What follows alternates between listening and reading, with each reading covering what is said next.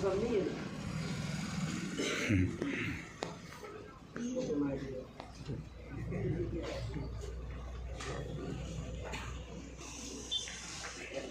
मजा आती है।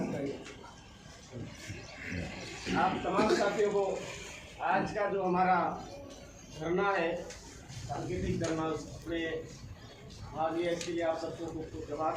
जय आदिवासी जय। साथियों, अभी फिलहाल में एक मुद्दा जो गरमाया है उसको लेकर के आप सभी यहाँ पधारे हैं, उसमें मैं भी शामिल हुआ। सांकेतिक रूप में जो धरना हुआ है उसके लिए, ये आज की बात नहीं है।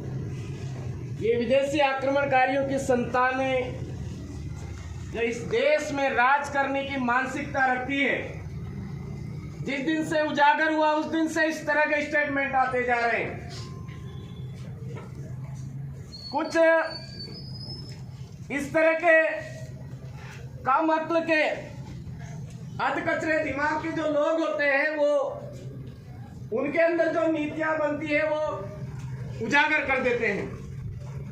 मैं आपको अवगत करवाना चाहूंगा, वो जो विचारधारा है, वो विचारधारा भारत के संविधान को नहीं मानती है। अगर वो मानती होती तो आर्टिकल 342 के अंदर आदिवासियों की जो परिभाषा है उसको गहराई से पढ़ती, उसको समझती। भारत का जो सुप्रीम कोर्ट है, सुप्रीम कोर्ट द्वारा 5 जनवरी 2011 का जो फैसला आया हुआ है, केस नंबर 10,367 का जो फैसला आया है, उसको पढ़ करके वो बात करते, इस देश की बोली, भाषा, संस्कृति, रीति रिवाज, परंपरा, उसकी पूजा पद्धति के आधार पर उसको जो पहचान मिली हुई है, उसको हिंदू समाज के नाम से नहीं बोलते, हिंदू धर्म के नाम से नहीं बोलते। हमको उसी दिन से ये पता हो जाना चाहिए था जिस दिन से पर्ची की सरकार बनी। पर्ची से कम अक्ल के, बेअक्ल के, भैंसा बुद्धि के लोग ही सरकार में बैठे हैं। अगर वो भैंसा बुद्धि के लोग नहीं होते तो शेड्यूल एरिया के अंदर प्राइमरी एजुकेशन हमारा गड़बड़ा चुका है, क्वालिटी एजुकेशन नहीं मिल रहा है, उसके ऊपर बात करते। आज शिक्षक को शिक्षक ही रहने दिया जा रहा है, उसके ऊपर अनावश्यक भार थोप करके शिक्षा व्यवस्था को गड़बड़ाया जा रहा है, उस पर बात करते। कॉलेज शिक्षा को मजबूती देने के लिए प्रोफेसर के पद खाली है, भवन हमारे नहीं बने हुए हैं, उस पर बात करते। लेकिन उनके अंदर वो बुद्धि ही नहीं है।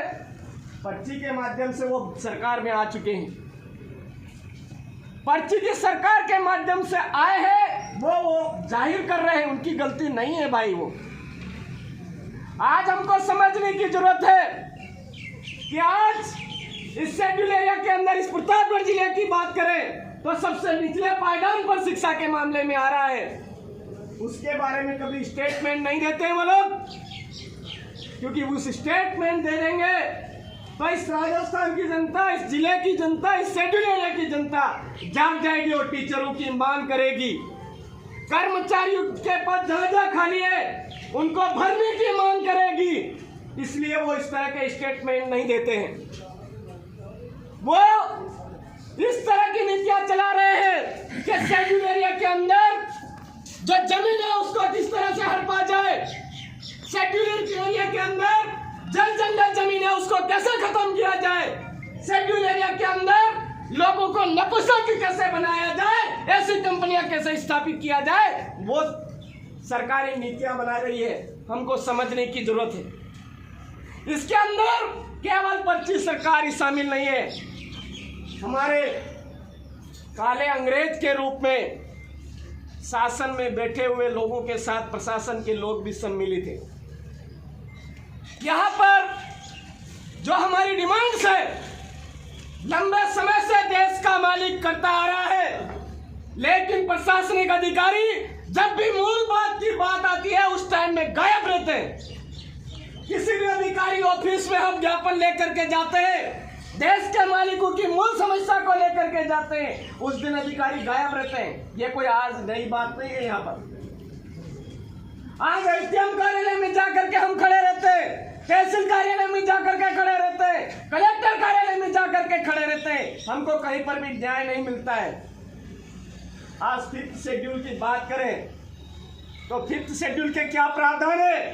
उस प्रावधानों के विपरीत शेड्यूल एरिया की जमीनों को हड़पा जा रहा है, शेड्यूल एरिया की शिक्षा व्यवस्था को खत्म किया जा रहा है, शेड्यूल एरिया के जल जंगल जमीन को खत्म किया जा रहा है। उस पर ये नेता लोग, पर्ची सरकार वाले लोग बात नहीं करते हैं। मेरे भाइयों, इस इलाके के अंदर हमको पानी की जरूरत है, इस पर बात नहीं करते हैं।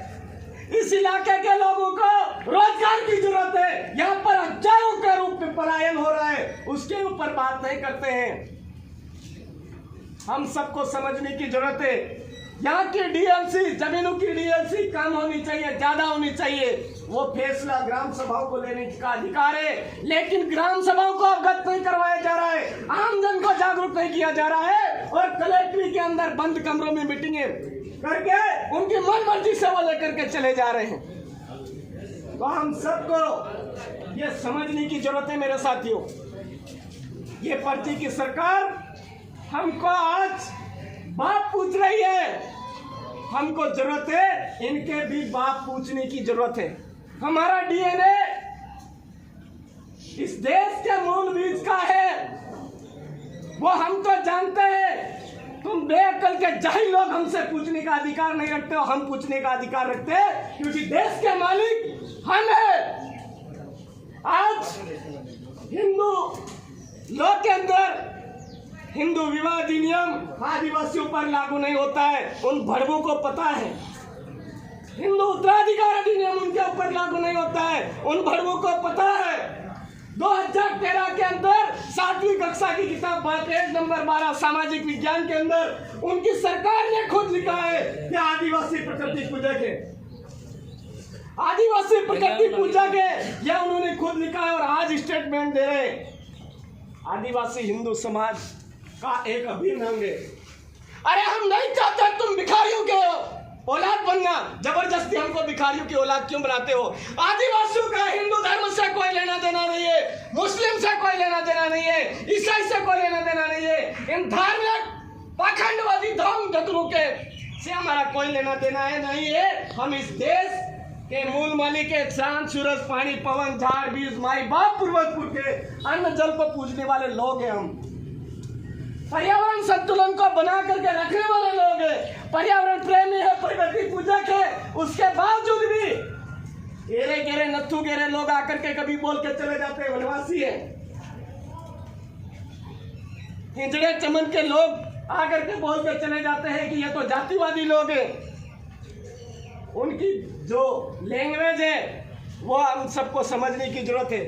जब वो खुद इलेक्शन लड़ते हैं, उनके फॉर्म में भरते हैं, वो हिंदू नहीं है, और आज वो हमको जबरदस्ती कह रहे हैं कि ये आदिवासी हिंदू है, ये है, वो है, अभिन्न अंग है। तो ऐसे दोगले नेताओं के, अधिकतरे दिमाग के नेताओं को राजस्थान का शिक्षा मंत्री पद के ऊपर नहीं है, वहां की जो विधानसभा है उस विधानसभा के अंदर कचरा निकालने के लिए ऐसे आदमी को रखने की जरूरत है। कि हम यहाँ से मांग करते हैं, आज आदिवासी समुदाय का यह सांकेतिक धरना इस जिला कलेक्टर कार्यालय में हमने दिया है। अगर समय रहते जो पर्ची सरकार के मुख्यमंत्री महोदय हैं वो उनको पद से नहीं हटाते हैं तो आने वाले समय में उग्र आंदोलन होगा, जिसका कोई भी नुकसान होता है उसकी समस्त जिम्मेदारी शासन की भी रहेगी और प्रशासन की भी रहेगी।